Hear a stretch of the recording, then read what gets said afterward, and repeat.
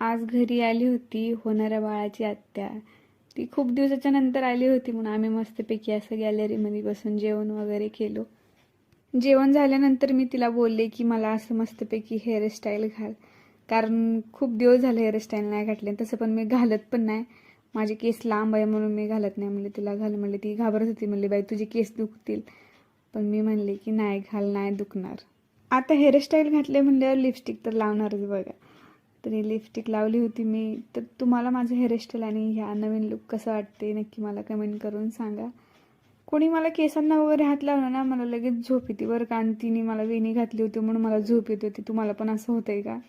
म्हणतात की प्रेग्नेन्सीच्या वेळेस झोपू नये, बाळाचं डोकं मोठं होतं, म्हणून मी झोपले नाही. तर हे बघा माझं बेबी बम. आणि सांगा मला कमेंट करून की मला कितवा महिना चाललाय.